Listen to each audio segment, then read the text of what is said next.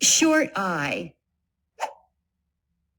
The letter I stands for the I sound you hear at the beginning of insect.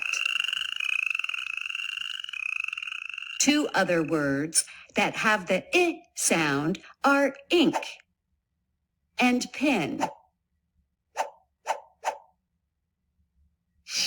This is an uppercase I. This is a lowercase I.